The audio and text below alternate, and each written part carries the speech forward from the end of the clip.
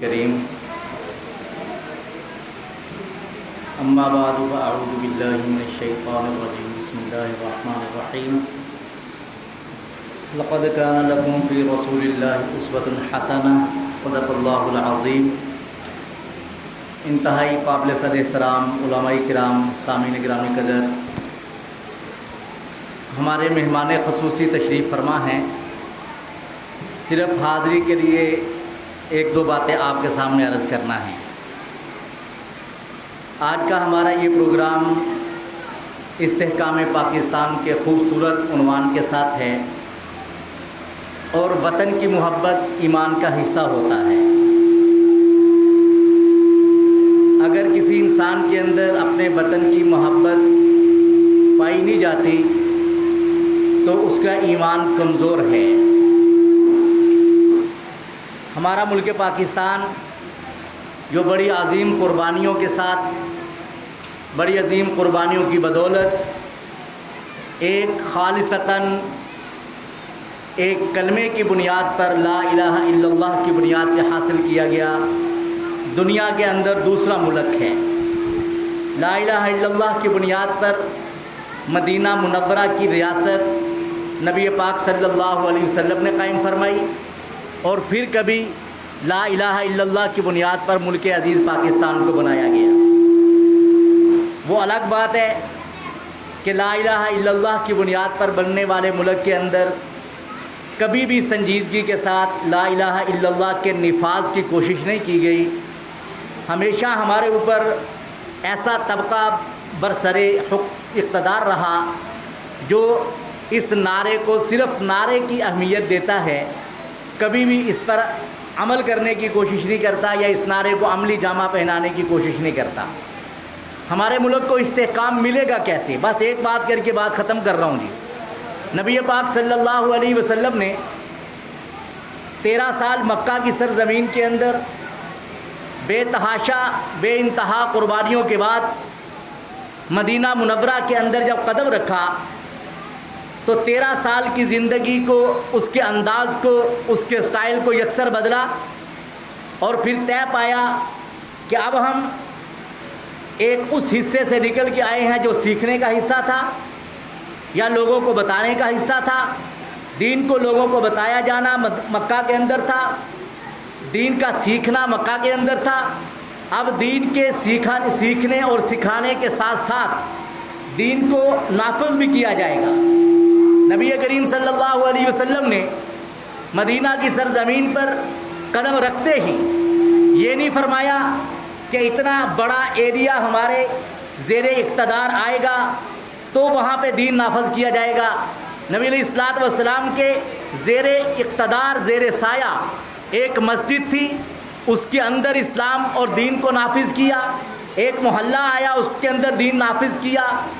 بڑھتے بڑھتے محلے بڑے، بستیاں بڑی، علاقے بڑے، شہر بڑے، ملکوں کے ملک اگر دین محمدی کے زیر نگی آتے گئے تو اس کے استحکام کے لیے سب سے بنیادی چیز جو سمجھی گئی وہ یہ تھی کہ جس بنیاد پر ہم نے قدم اٹھایا ہے، جو فاران کی چوٹی پہ نبی کریم علیہ الصلوۃ والسلام نے اٹھایا تھا کہ لا الہ الا اللہ کی بنیاد پر ہم کھڑے ہوئے ہیں، حضور علیہ السلام لا الہ الا اللہ کی بنیاد پر کھڑے ہو کر ایک ایک چپے کو اپنے کنٹرول میں کرتے رہے اور ساتھ ہی وہاں پہ لا الہ الا اللہ کا نفاذ کرتے رہے۔ اور تاریخ گواہ ہے کہ حضور علیہ الصلوۃ والسلام سے لے کر حضرت ابوبکر، عمر، عثمان و علی، معاویہ، حسن و حسین رضی اللہ عنہم اور دیگر صحابہ، اور پھر اس کے بعد ایک طویل سلسلہ خلافت کا جو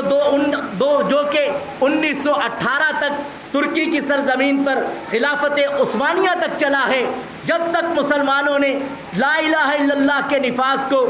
اہمیت دیے رکھی اور یہ طے کیے رکھا کہ ہم نے حتی الامکان دین اسلام کو قائم رکھنا ہے، اور 1918-20 تک یہ مسلمانوں کا نظام کسی نہ کسی شکل میں قائم رہا، کسی نہ کسی حوالے سے اس کو نافذ کسی نہ کسی جگہ پہ کیا جاتا رہا۔ ایک ہی نظام حکومت کے تحت پوری دنیا کے مسلمانوں کو کنٹرول کیا جاتا رہا، پھر پوری دنیا کے اندر کسی نہ کسی حوالے سے دین اسلام مستحکم رہا۔ جو ان کے زیر نگین ممالک تھے، علاقے تھے، وہ سارے کے سارے مستحکم رہے، لیکن بدقسمتی کے ساتھ جب خلافت کا نظام ختم ہوا، دین اسلام کو ثانوی حیثیت سے بھی کوئی الگ حیثیت دے دی گئی، پھر دین اسلام کیونکہ بنیادی طور پر موجود نہ رہا، اس کو مستحکم نہ کیا جا سکا، جس کی وجہ سے ریاستیں کمزور سے کمزور ہوتی چلی گئیں۔ آج بھی اگر ہم نے اپنے ملک عزیز پاکستان کو استحکام دینا ہے، اس کو مستحکم کرنا ہے،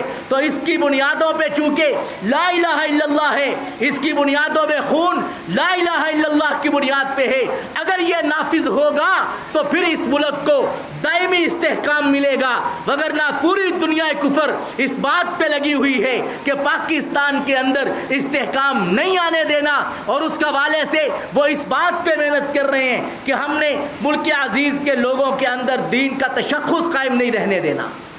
یہ مدارس، یہ مکاتب، یہ مساجد اس بات کی فکر کر رہی ہیں میرے مسلمان بھائیوں دوستو،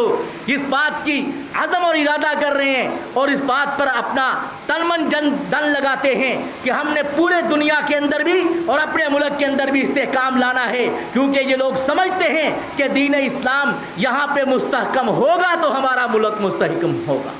اور اس کے لیے دین کا نفاذ بہت ضروری ہے، اور اس کے لیے دین کو نافذ کرنا، دین کو برسر اقتدار لا کر کے نافذ کرنا، یہ ہم مسلمانوں کی ذمہ داری ہے کہ ہم ایسے لوگوں کو اپنی اسمبلیوں میں بھیجیں، ان کو ایسی جگہوں پہ بھیجیں جہاں پہ قانون سازی ہوتی ہے، تاکہ دین کو مستحکم کیا جا سکے۔ جب دین مستحکم ہوگا تو ہمارے ملک بھی مستحکم ہوں گے۔ اللہ ہمیں دین اور اپنے ملک سے سچی محبت اور عقیدت نصیب فرمائے۔ وآخر دعوانا ان الحمد للہ رب العالمین۔